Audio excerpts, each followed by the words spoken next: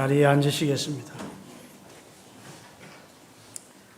옆에 분들하고 잠깐 인사하십시다. 은혜 많이 받으십시오. 반갑습니다.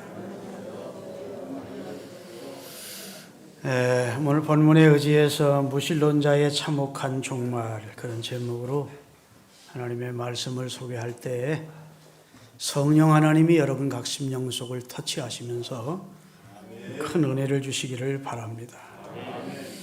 미국의 정치인이었던 노버트 잉거솔이라고 하는 유명한 무신론자가 있었습니다. 이 사람은 본인 자신만 무신론 신앙을 가지고 있는 것이 아니라 무신론의 주장을 수많은 사람들에게 다니면서 강연을 하는 강사로도 유명을 한 사람입니다. 그래서 반기독교 강연으로 강사로 다니면서 하나님은 없습니다. 종교는 다 거짓입니다. 이런 강연 연설을 하는 사람이었어요. 이 사람이 미국 사람인데 미국에서만 강연을 하는 게 아니라 전 세계 곳곳을 다니면서 무신론 강연을 했습니다. 그가 영국에 가서 강연하는 연설을 마치고 나서 시계를 이렇게 풀렀습니다.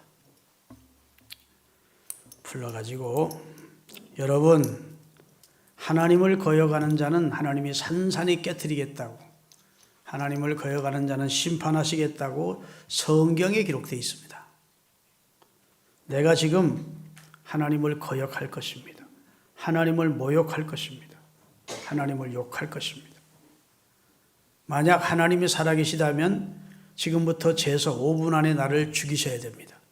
그러면 하나님이 살아있는 것이고, 만약 하나님이 5분을 지나도 나는 여전히 살아있다면 하나님은 안 계신 겁니다.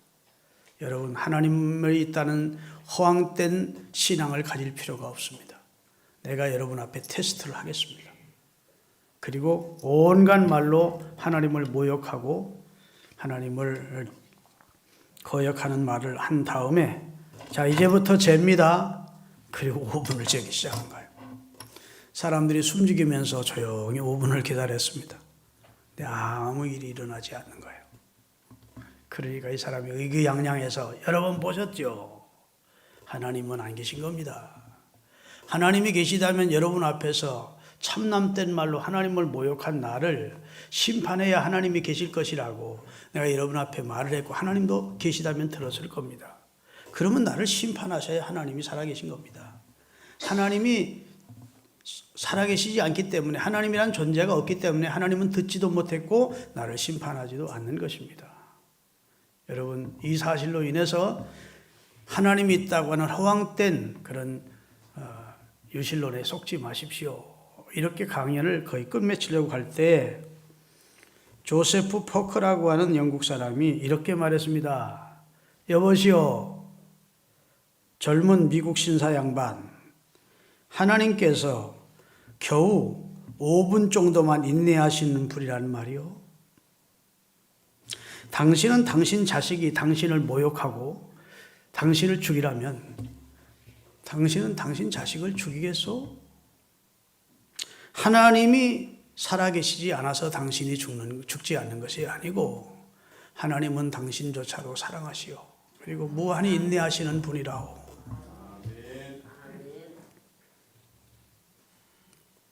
자식이 아버지를 모욕한다고 해서 그 자리에서 5분 안에 죽이는 부모가 있겠느냐. 당신 왜 그렇게 어리석게 말하느냐. 하나님은 지금도 살아계시고 당신조차도 사랑하시고 기다리고 계신 것이요, 돌아오기를. 그랬더니 거기에 참석했던 사람들이 잉거솔에게 박수를 쳐주는 게 아니라 그 말을 한 파커라고 하는 사람에게 박수를 쳐주는 이상한 사태가 벌어진 것입니다. 여러분, 성경 첫 장 첫 절이 이렇게 시작됩니다. 성경을 딱 펴면 첫 장 첫 절에 태초에 하나님이 천지를 창조하시니라. 하나님의 존재 여부에 대해서 왈가왈부하지 않습니다. 하나님은 이렇기 때문에 존재하는 분이다, 그러기에 하나님은 살아계시다, 이렇게 성경은 말씀하지 않아요. 하나님이 살아계심을 전제해서 태초에 하나님이 천지를 창조하셨다. 만물과 모든 것의 근원이 여호와 하나님이시다.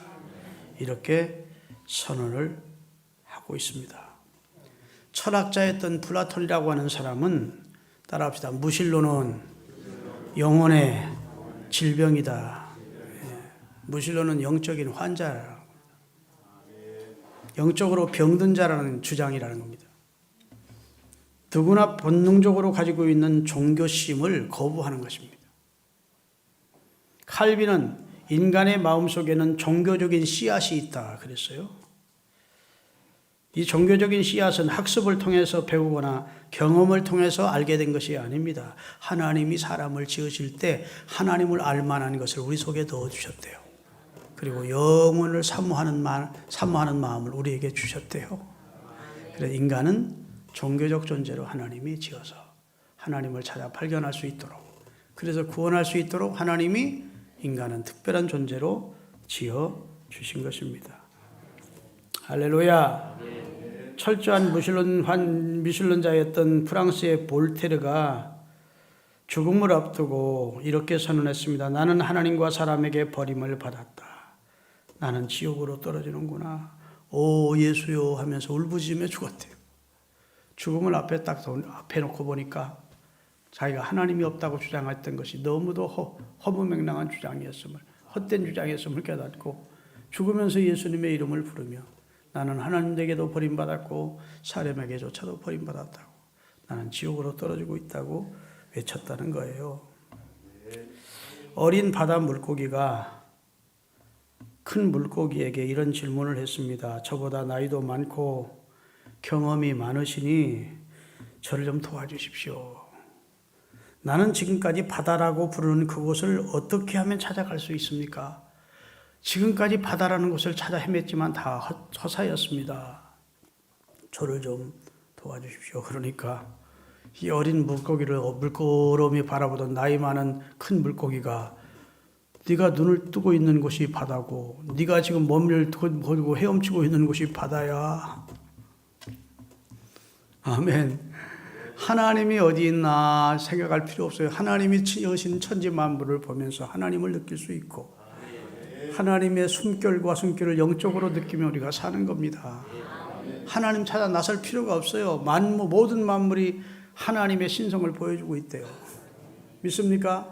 인간 속에 있는 본능이 하나님을 찾게 해주고 있대요.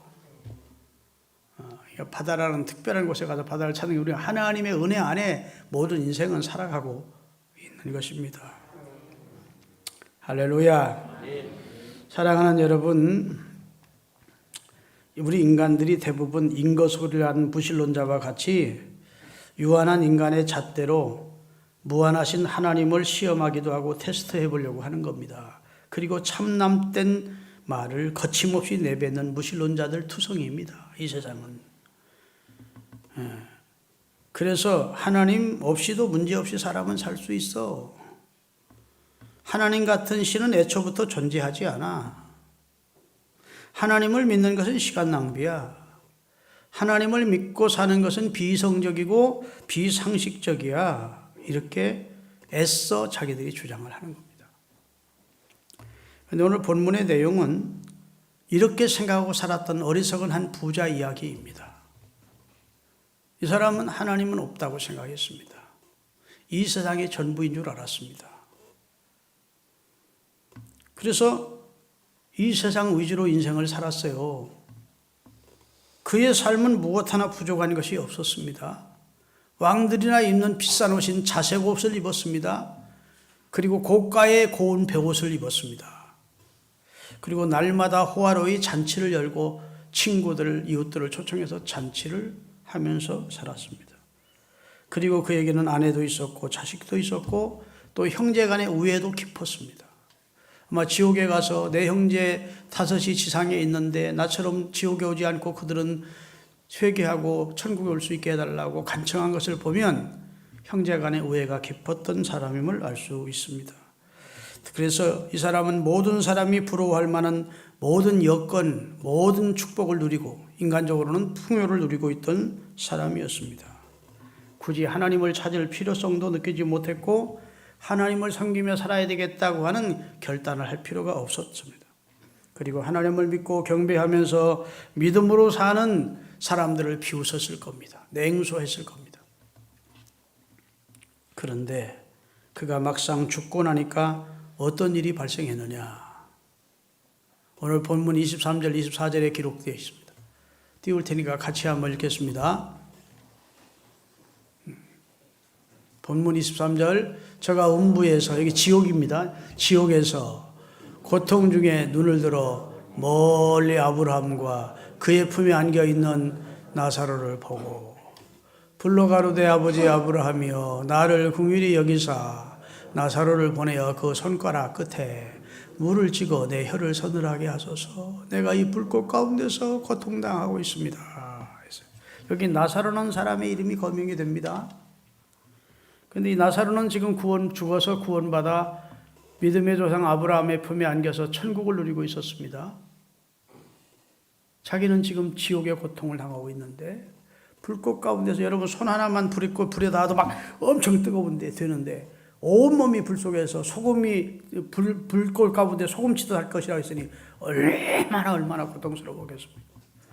그 고통 속에서 눈을 들어보니까 자기 집 대문에서 자기 집 식구들이 먹다 버리는 음식 쓰레기를 주워 먹고 사는 거지였던 노숙자 거지였던 나사로가 가장 불쌍한 인생이고 가장 저주받은 인생이라고 생각했던 가련한 인생인 나사로는 반전됐는데 그는 아브라함의 품에 안겨 천국의 복락을 누리고 있는 것이고 자기는 이 세상에서 살 때 가장 자기가 복받은 사람이고 행운하라고 생각했는데 자기는 죽어 지옥의 고통을 경험하고 있는 상황이었어요. 이 나사로라는 사람은 몸에 병까지 들어 피부병까지 일어나서 몸이 막 다 헌대투성이야. 그래서 개들이 와서 그 헌대를 핥아줄 정도로 그런 몸과 그 다음에 그 음식 종류가 너무너무 가난했던 비천했던 존재였어요. 이름조차도 없던 존재였는데 성경에 당당히 그 이름이 기록되어 있고 천국에 올라가 있는 겁니다. 인생의 반전이지요. 한 무신론자의 참혹한 최후가 기록되어 있고 불쌍하고 가련하게 살았지만 하나님을 경외하는 한 나사로의 구원받은 상태를 성경은 설명하고 있는 것입니다. 오늘 우리가 기억해야 될 중요한 사실 하나가 무엇이냐? 이 땅에서 따라하겠습니다. 성경의 기준이 없이 자기 나름대로 생각했던 모든 것은 진리가 아니었다. 성경만이 진리지 그 부자가 생각했던 진리라고 생각했고 그것이 사실이라고 생각하고 그것만이 행복이라고 생각했던 그런 것은 진짜 행복이 아니었어요. 성경이 기준하지 아니하는 것은 진리가 아니었어요. 자기 인간의 잣대로 잰 성공은 성공이 아니었어요. 인간의 잣대로 잰 행복은 행복이 아니었어요. 하나님의 심판대 앞에 서보니까 아무것도 아니었어요. 오늘 많은 사람들이 하나님이 없다, 하나님이 죽었다 아무리 소리쳐도 성경은 여전히 하나님이 살아계시다고 증언하고 있습니다. 시편 14편 1절입니다. 누구만 하나님이 없다고 말하느냐? 다 같이 시편 14편 1절 어리석은 자는 그 마음에 이르기를 하나님이 없다. 누가요? 어리석은 자만. 어리석은 자만 스스로 생각하기를 하나님은 없어라고 생각합니다. 그렇기 때문에 그들의 삶은 부패하고 소행이 가증하고 선을 행하지 않는데 적어도 하나님이 살아계시고 하나님 나를 보고 계시고 하나님 앞에 신실하고 선하게 살아야 된다는 사실을 조금이라도 가지고 있는 사람이 그래도 도덕적으로 윤리적으로 살려고 그러지 하나님의 존재를 인정하지 않으면 사람만 안 보면 각종 부패와 각종 가증한 일을 행하는 겁니다. 하나님을 인정하는 신앙을 갖는 것이 도덕적이고 윤리적인 삶의 기초가 되는 거예요. 그것조차 인정 안 하면 그 사람은 사람 눈만 피하면 별짓을 다 하는 겁니다. 여러분, 우리가 하나님을 모르면 가장 중요한 것을 모르는데 그 첫째는 인간 근원을 모르는 거예요. 뿌리를 모르는 거예요. 하나님 모르면 인간의 뿌리를 모르는 겁니다. 하나님을 모르면 인간을 모르는 거예요. 왜냐하면 인간은 하나님으로부터 시작된 존재이기 때문에. 하나님을 모르면 인간을 아느냐? 인간을 몰라. 인간이 어디서 와서 무엇 때문에 어디로 가는지를 몰라. 하나님을 알 때 인간이 내 존재를 아는 거예요. 내가 이 세상에 왜 태어났고, 내가 원래 어떤 존재였고, 내가 지금 내가 갈 곳이 어디인가를 하나님을 알 때 우리가 저절로 알라지는 것이, 하나님을 모르면 인간 근원을 몰라요. 인간을 모른다고. 한때 우리 대한민국에도 크게 히트를 쳤던 영화가 있는데 뿌리라고 하는 영화입니다. 알렉스 헤일이라고 하는 흑인이 쓴 소설을 영화화 만든 거예요. 근데 아프리카에서 자유롭게 살아가던 한 흑인이 노예 상인들에게 잡혀가지고 미국으로 와서 거기서 이제 노예가 돼서 일가를 이루며 살면서 당하는 그런 여러 가지 일들을 기록으로 남겼어요. 그 선조 알렉스 헤일이라는 사람의 아버지 때, 할아버지 때, 증조 할아버지 때를 추적해서 뿌리라는 소설을 쓴 것입니다. 왜 그런 글을 썼을까? 뿌리를 알고 싶어서입니다. 근원을 알고 싶어서 알렉스 헤일이라는 사람이 우리 조상은 어떻게 해서 여기까지 왔나? 그걸 알고 싶어서 쓴 거예요. 이해되십니까? 우리가 족보를 가졌다고 하는 것은 내 근원이 어디인지를 알게 되는 겁니다. 아, 광산김 씨가 이렇게 와서 내까지 왔구나. 그렇죠? 족보는 근원을 알려주는데 좋은 근거가 되는 책이 족보예요. 여러분, 이 세상에 불쌍한 사람이 많지만 병든 사람만 불쌍한 게 아니고 근원을 모르는 사람이 있습니다. 태어나던 벌로 버림받은, 부모님에게 버림받아서 고아원에게 맡겨졌든지 그렇지 않으면 남에 의해서 자라는 사람들이 있어요. 그럼 그 사람들이 이제 나중에 성장하면서 자기가 누구 자식인지를 모르는 거예요. 키워주는 부모는 아는데 자기가 누구의 자손으로 태어났는지를 모르는 거예요. 그런 사람들은 엄청나게 정신적인 방황을 하는 겁니다. 먹고 사는 게 문제가 없어서가 아니고 문제 있어서가 아니에요. 취직을 못해서도 아니고 성공을 못해서도 아니에요. 근원을 모르기 때문에. 그래서 이 사람들은 정신적인 방황을 하는 겁니다. 평생 외로움과 절망과 원망과 혹은 막 알지 못하는 복수심과 이런 것들이 그냥. 그래서 우리나라에서 입양된, 전쟁통에 입양돼서 미국 가서 영국 가서 다 성공한 그런 입양된 우리나라 출신 아이들이 성장해가지고 먹고 살 게 없어서 우리나라에 오는 게 아니에요. 근원을 알고 싶어서 내 어머니를 찾는다, 내 아버지를 찾는다는 것은 자기 근원, 뿌리를 알고 싶어서 그러는 거 아니겠습니까? 인간이 하나님을 모르면, 하나님이 없다 하면 인간의 근원을 부정하는 거예요. 인간의 근원이 하나님으로부터 시작됐어요. 창세기 1장 26절, 27절, 28절입니다. 거기에 성경은 분명히 하나님이 천지와 만물을 창조하신 만물의 근원자이면서 사람도 하나님이 지었대요. 하나님이 가라사대, 같이 읽습니다. 우리의 형상을 따라 우리의 모양대로 우리가 사람을 만들고 그로 바다의 고기와 공중의 새와 육축과 온 땅과 땅에 기는 모든 것을 다스리게 하자 하시고, 여기 우리라는 건 성삼위 하나님을 말합니다. 성부, 성자, 성령 하나님, 삼위일체 되신 하나님이 우리의 형상을 따라서 우리가 사람을 만들고 만물을 그들에게 맡겨서 통치하게 하자 그랬대요. 그래서 자기의 형상, 곧 하나님의 형상대로 사람을 창조, 이런 눈, 코, 입이 있는 이런 형상을 말하는 게 아니고 영적 형상, 영원성을 가진 하나님의 인격을 가진 존재를 지어주셨대요. 창조하시되 남자와 여자를 창조하시고 하나님이 그들에게 복을 주시며 그들에게 이르시되 생육하고 번성하여 땅에 충만하라, 땅을 정복하라, 바다의 고기와 공중의 새와 땅에 움직이는 모든 것을 다스리라고 하셨습니다. 자, 하나님을 알고 성경을 알아야만 인간 근원을 아는 겁니다. 하나님이 천지와 만물을 창조하셨고 우리는 하나님이 지었었구나. 아멘.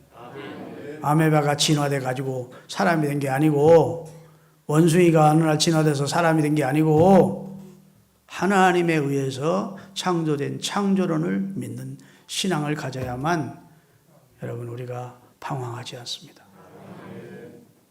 여러분과 저는 분명히 부모님의 부정 모혈을 통해서 태어났습니다.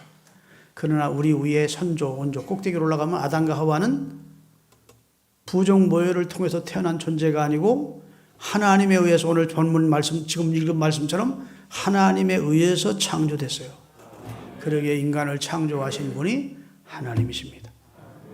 그러기에 하나님을 모르면 인간의 근원을 모르는 것이고, 하나님을 알고 성경을 알면 인간은 하나님에 의해서 존재케 된 존재임을 알게 되는 것입니다.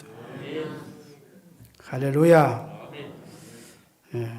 그러기에 인생의 근원이 누구인가 하는 것은 하나님의 말씀을 아는 자가 인생의 근원을 아는 것이고, 이런 지식을 가리켜서 신적 지식이라 혹은 신령한 지식이라 그러는 거예요. 이것은 세상 학문적으로 배울 수 있는 지식이 아니고 성경이 가르친 신령한 지식임을 믿으시기를 바랍니다. 할렐루야. 여러분, 하나님의 존재를 부인하면 우주 만물의 생성부터 인간의 생명에 이르기까지 모두 다 우연이라고 주장하는 것인데 있을 수 없어요. 이 시계조차도 우연히 있을 수 없어요. 누가 설계를 했습니다. 누가 조립을, 그 다음에 누가 금형을 떠서 이 설계 부품을 만들었습니다. 그리고 누가 조립을 했습니다. 그렇죠? 조립자가 있고 설계자가 있고 부품을 만든 자가 있고, 그 다음에 이것이 움직이도록 여기에 배터리를 넣어서 움직이게 하는 자가 있습니다. 이 작은 시계조차도 그러하거늘 이 우주 삼라만상이 지금 정확히 자전과 공전을 하고 돌아가고 있는데 이것을 우연이라? 그보다 더 비과학적인 말, 무식한 말이 어디 있어요? 할렐루야. 우리는 하늘 만물의 창조자이신 하나님이 인생의 근원임을 고백하는 신앙인들이 되실 수 있음을 감사하십시다. 그런 믿음 위의 선자가 자기의 정체성과 목적의식을 갖고 뿌리 깊은 삶을 살 수가 있는 것입니다. 믿습니까? 시편 19편 1절에 보면 하늘은 하나님의 영광을 선포하고 있대요. 다 같이 하늘이 하나님의 영광을 선포하고 궁창 이 땅은 그 손으로 하신 일을 나타내고 있대요. 하늘은 하나님의 영광을 지금 선포하고 있대요. 이사야서 1장 2절 3절입니다. 하늘이여 들으라, 땅이여 귀를 기울이라. 여호와께서 말씀하시기를 내가 자식을 양육하였거늘 그들이 나를 버렸도다. 무신론자들을 향해서 하는 말입니다. 하나님을 등진 자들을 향해서 하는 말이에요. 내가 그들을 지었는데 그들은 나를 버렸다. 그 다음에 3절.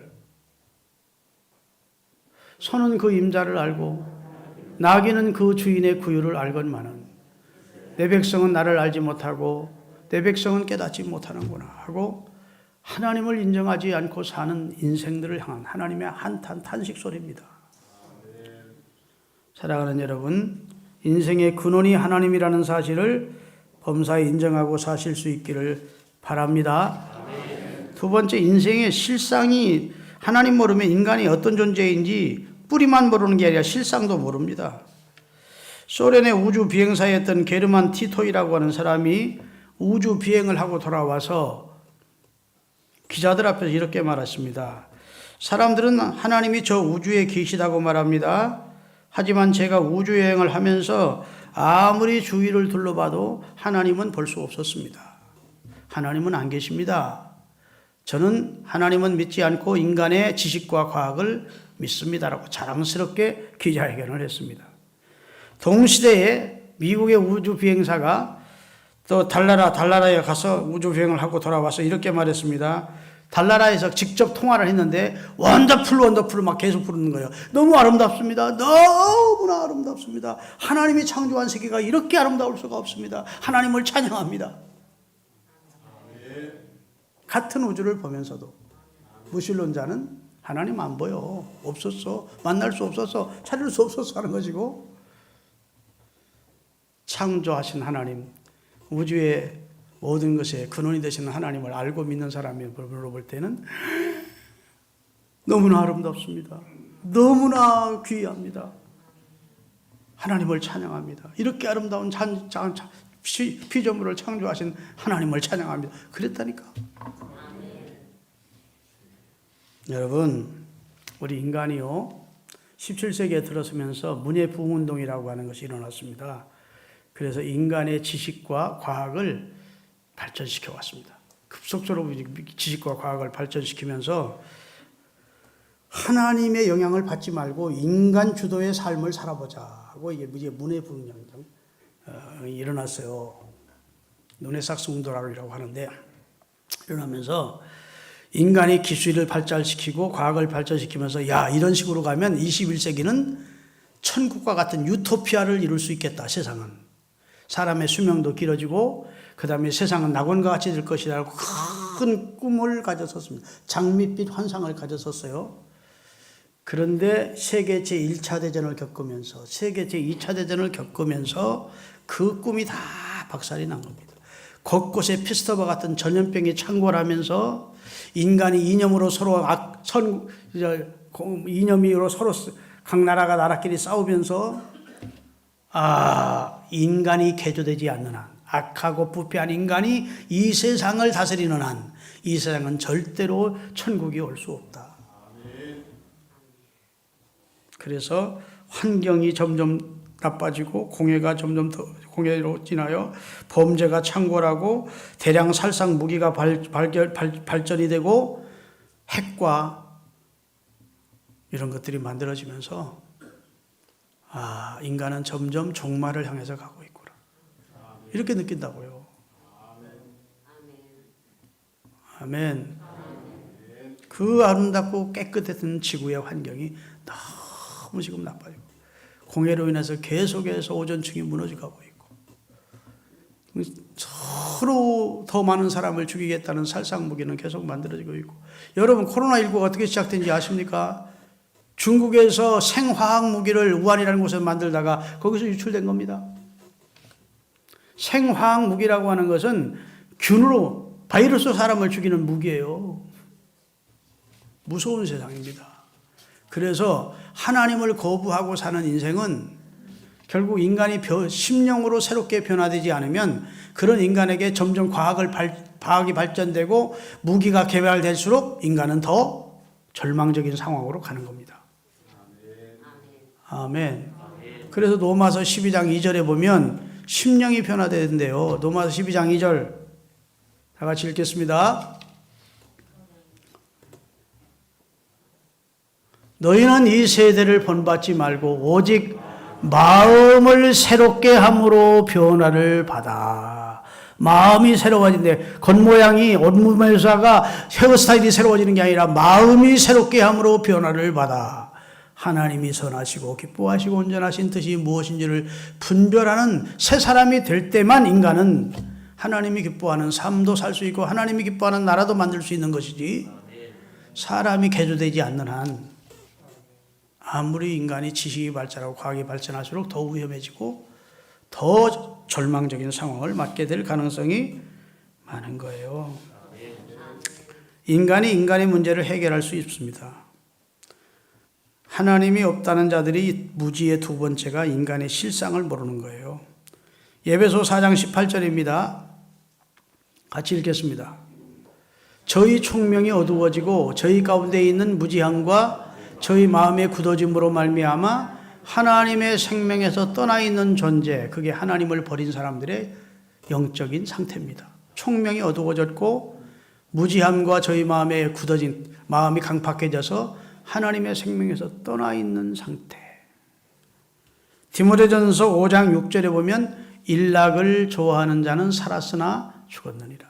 향락만 추구하는 사람은 결국은 살아있는 것 같지만 죽은 상태라. 아멘. 하나님의 피조물인 인간이 하나님을 믿지 않고 하나님에게서 떠나 있을 때 그 인간은 소망이 없는 존재가 되는 겁니다. 마치 줄기에서 떨어져 나간 가지처럼 말라버려 죽게 되는 거예요. 요한복음 15장 4절에서 6절까지입니다. 자, 내 안에 거하라 나도 너희 안에 거하리라. 가지가 포도나무에 붙어있지 아니하면 절로 과실을 맺을 수 없음같이 너희도 내 안에 있지 아니하면 그러하리라. 나는 포도나무요 너희는 가지니 저가 내 안에 내가 저 안에 있으면 이 사람은 과실을 많이 맺나니 나를 떠나서는 너희가 아무것도 할 수 없느니라. 사람이 내 안에 거하지 아니하면 줄기에서 떨어져 나간 가지처럼 밖에 버리고 말라지나니 사람들이 마른 가지를 닫다가 불에 던져 화목으로 살아노니라. 원줄기 되시는 생명의 원줄기 되시는 창조의 근원 되시는 하나님에게서 떠난 무신론자로 살면 결국은 기다리는 것은 불에 던져 사르는 일밖에 없다고 하나님은 선언하고 있는 것입니다. 할렐루야. 네. 마지막으로 한 가지 더 드리겠습니다. 무신론자의 처절한 마지막 심판 가운데 하나는 따라합시다. 인생의 가치를 모른다. 무신론자는 인생의 가치를 몰라요. 하나님이 없다는 자가 인생에 대해 알지 못하는 것 가운데 하나가 인생의 가치를 모릅니다. 인간이 얼마나 가치 있는 존재인지를 성경이 가르쳐주고 있는데 성경도 모르고 하나님도 모르니까 인간이 얼마나 가치 있는 존재인지를 모른다고요. 그냥 유물론적인 공산주의 사상처럼 인간도 하나의 물질이다 이렇게 생각합니다.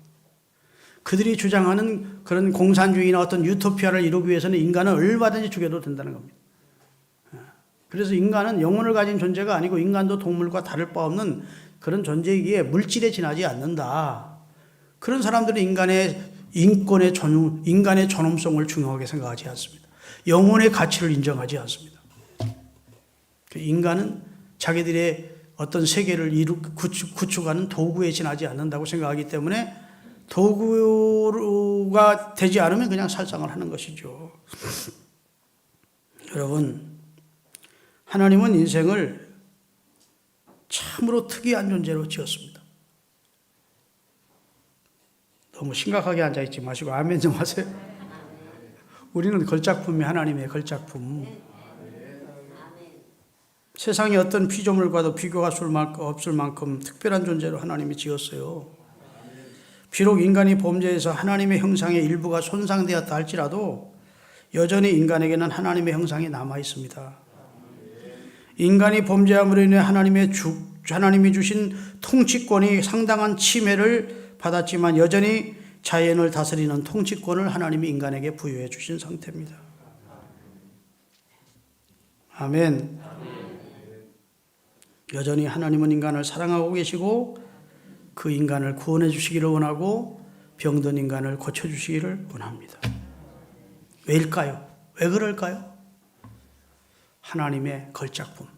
여러분, 자식이 잘못한다고 그 자식을 버릴 수 없는 것처럼 하나님이 특별한 존재로 지은 인간이 하나님 앞에 범죄했다고 하나님이 그를 버릴 수가 없는 거예요. 포기할 수가 없는 겁니다. 그래서 하나님은 극단적인 방법을 선택했는데 우리의 범죄의 대가로 당신의 아들이 대신 이 범죄의 책임을 지게 하시고 그를 우리 죄를 그에게 일괄 처리해서 십자가에 달려 처리하게 하신 다음에 그리스도를 주로 믿으면 다시 하나님께 붙어있는 가지로 보시고 은혜를 공급해 주시고 생명을 공급해 주시고 축복을 공급해 주시는 존재로 만드신다고요. 그런데 무신론자들은 자기가 얼마나 하나님의 존귀한 피조물인지를 모르니까 성경도 모르고 하나님도 인정하지 않으니까 자기가 중요한 존재인지를 몰라요. 그래서 그저 이 세상이 전부 주고 이 세상 사는 동안만 즐겁게 살자. 이 세상에 나밖에 더 있냐? 그러면서 그냥 온갖 못된 짓 다 하고 온갖 악랄한 짓 다 하고 하는 것은 사람의 눈만 피하면 하나님을 인정하지 않으니까 악하게 살 수밖에 없는 것입니다. 여러분, 우리 하나님 앞에 값진 인생으로 살게 된 것 감사할 수 있기를 주의 이름으로 축원합니다. 무신론자, 공산주의자들은 그 속에 허무주의가 있어요. 인간은 죽으면 그만이야. 그렇기 때문에 그들은 무슨 인간의 존엄성도 모르고 그 다음에 하나님의 얼마나 사랑이 많으신 분도 모르고 그저 부모 없는 고아처럼 세상을 헤매이는 겁니다. 여러분, 여러분과 제가 복 있는 자임을 기억하십시오. 성경에 보면 이런 말씀하셨어요. 잠언 3장 6절에 너는 범사에 여호와를 인정하라. 그리하면 그가 네 길을 지도해 줄 것이다.